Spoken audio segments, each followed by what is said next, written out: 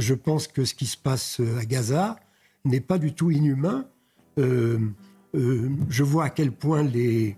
Je me permets de modérer votre propos, parce que je sais qu'aujourd'hui l'ARCOM est très vigilant. Pour David, impensable de risquer encore sa vie pour le gouvernement de Benyamin Netanyahou, pour la mort de civils.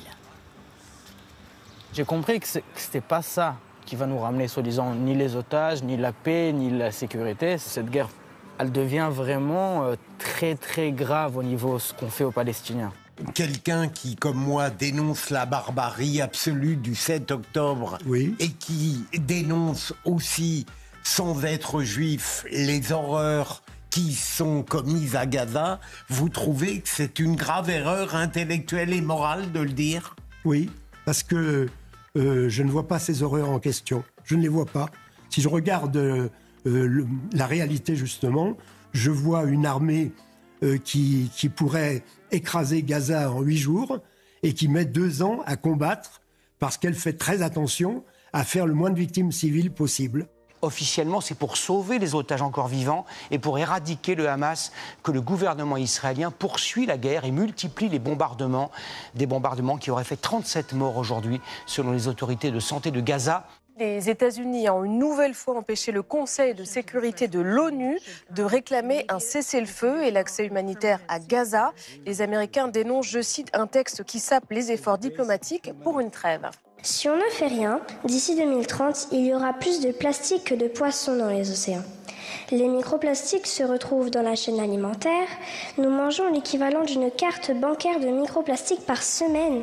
Cela constitue un danger pour notre santé. Il faut agir. Des centres de tri face à des montagnes de vêtements. 100 milliards par an sont vendus dans le monde. Plus de 3 milliards en France. Les recycler devient une mission impossible. Alors depuis environ 6 mois, j'ai découvert une nouvelle passion. C'est quoi? C'est ça. Mais tapis personnalisé. Mais c'est vachement bien, je le crois pas. C'est quoi ça? Les députés demandent l'abrogation de la réforme des retraites. Ils ont voté ce matin un texte à portée symbolique demandant le retour de l'âge légal de départ à 62 ans contre 64 aujourd'hui. 22% des arrêts maladie chez les moins de 30 ans sont liés à des troubles psychologiques. C'est 6 points de plus que la moyenne nationale. Il a dit hier, le président, que vous n'aviez pas parlé ensemble de la mairie de Paris. Il a d'ailleurs ajouté, vous n'allez pas me croire. C'est vraiment vrai, il n'y a pas de deal, vous n'en avez pas parlé? Parce que ma nomination comme ministre de la Culture, c'est un enjeu national. Mais une semaine plus tôt, le jour de sa nomination, la future ministre raconte une autre histoire. Elle réunit une dizaine d'élus parisiens, les Républicains, en visioconférence. Qui choisir? On a fait connaissance un peu avec les candidats. Ouais. J'ai vu qu'Olivier avait une certaine culture G. Ouais. Je vais partir sur Anella. Je suis désolé.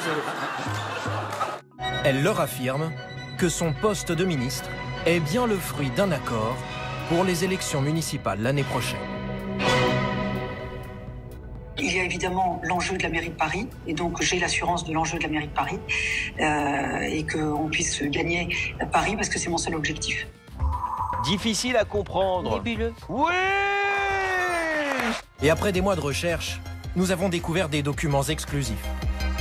Des documents qui attestent d'un lien entre Rachida Dati et une grande entreprise française, GDF Suez. Enquête sur les liens que vous auriez avec GDF Suez. On m'a dit que vous avez un contrat avec eux, je n'ai pas de contrat avec eux. Donc voilà, c'est tout. Elle voulait savoir si vous reveniez en 2010, très important, venez du groupe privé GDF Suez. C'est pas le cas. Bonjour Madame la Ministre. Vous m'emmerdez. Vraiment? Oui, pourquoi? Qu'est-ce qu'on... On réalise votre portrait pour France 2? Vous allez réaliser mon portrait ailleurs, je ne parle pas avec des voyous. Ah, on est des voyous? Vous êtes des voyous. Entre décembre 2011 et avril 2013, Rachida Dati a interpellé au moins 4 fois la Commission européenne avec des questions écrites en faveur de ce secteur industriel. Le gaz est l'une des